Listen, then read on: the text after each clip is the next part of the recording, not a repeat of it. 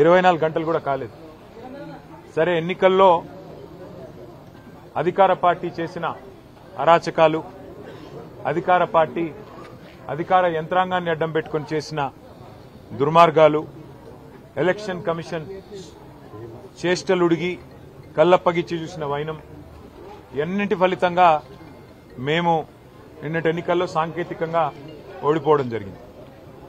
కానీ ఎన్నికల ఫలితాలు వచ్చి 24 గంటలు కాకముందే మా పార్టీ కార్యకర్తలు, నాయకుల మీద ఇవాళ గూండాయిజానికి, రౌడీయిజానికి కాంగ్రెస్ పార్టీ ఏదైతే దిగజారుడు రాజకీయాలు చేస్తుందో, నేను ఒకటే చెప్తా ఉన్నా.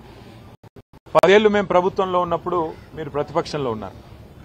ఎన్నడన్నా ఈరోజు ఇక్కడ మా సోదరుడు రాకేష్ క్రిస్టోఫర్ గారి మీద జరిగిన దాడి జరిగినట్టుగా ఒక ఉప ఎన్నికల్లో గెలిచిన తర్వాత ఎక్కడన్నా మా ప్రభుత్వ హయాంలో మా కార్యకర్తలు కానీ, మా పార్టీ నాయకులు కానీ హద్దులు దాటి ఈ రకంగా ప్రవర్తించారా? ఒక్కసారి గుర్తు తెచ్చుకోండి.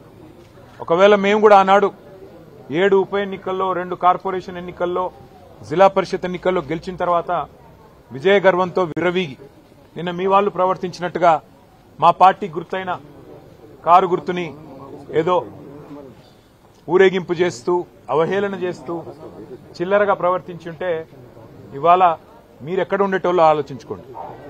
సోదరుడు రాకేష్ క్రిస్టోఫర్ గారి మీద, ఒక క్రిస్టియన్ మైనారిటీ కమ్యూనిటీకి సంబంధించిన సోదరుడు, ఆయన మీద రెహమత్ నగర్ లో జరిగిన ఈ దాడిని నేను పూర్తిగా ఖండించడమే కాదు, ఆయనకు జరిగిన ఈ దాడికి బాధ్యత కూడా ఖచ్చితంగా కాంగ్రెస్ పార్టీయే వహించాల్సి ఉంటుంది. ఎన్నికల్లో కొన్ని ఎన్నికలు గెలుస్తాం, కొన్ని ఎన్నికలు ఓడిపోతాం.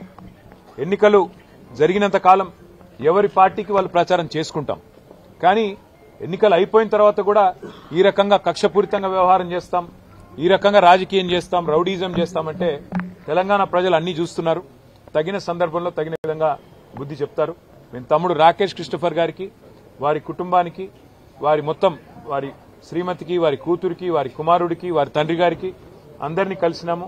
విష్ణువర్ధన్ రెడ్డి గారు, సునీత గారు, కౌశిక్ రెడ్డి గారు, అట్లాగే మా నాయకులు అందరం కూడా కలిసి, మా కార్పొరేటర్లు అందరం కూడా కలిసి ఆ కుటుంబానికి ధైర్యం చెప్పడానికి, ఎన్నికలు మా కుకట్పల్లి ఎమ్మెల్యే కృష్ణారావు గారు అందరం కూడా వచ్చి వారికి ధైర్యం చెప్పే ప్రయత్నం చేస్తా ఉన్నాం. అట్లాగే నేను ఇంకొక మాట కూడా ఇస్తా ఉన్నా, ఎన్నికల ముందు చెప్పాను, మళ్లీ చెప్తా ఉన్నా. జూబ్లీహిల్స్ నియోజకవర్గంలో ఏ కార్యకర్తకి ఏం జరిగినా కంటికి రెప్పలాగా కాపాడుకునే బాధ్యత నాది, పార్టీది. వదిలిపెట్టే సమస్య లేదు. ఒక ఎన్నికల్లో గెలవచ్చు, ఒక ఎన్నికల్లో ఎదురుదెబ్బ తగలొచ్చు, కానీ కార్యకర్తల విషయంలో మాత్రం ఎక్కడ ఎవరికి ఏ అన్యాయం జరిగినా, ఎక్కడ ఎవరికి ఏ చిన్న నొప్పి కలిగినా తప్పకుండా ఇదే రకంగా వాళ్ళ ఇంటి ముందుకు వస్తాం. అర్ధగంటలో వస్తా అని చెప్పినా ఇలా వచ్చినాం. రేపు కూడా ఇట్లే ఉంటాం. మంగళవారం నాడు జూబ్లీహిల్స్ నియోజకవర్గ కార్యకర్తల సమావేశం కూడా ఏర్పాటు చేస్తా ఉన్నాం. ఆ రోజు మిగతా అన్ని విషయాలు కూడా డీటెయిల్డ్ గా మాట్లాడుకుందాం. కానీ ఖచ్చితంగా ఈ రోజు జరిగిన ఈ దాడికి కాంగ్రెస్ బాధ్యత తీసుకోవాలి. మరి కాంగ్రెస్ పార్టీగా ముఖ్యమంత్రి రేవంత్ రెడ్డి బాధ్యత తీసుకోవాలి.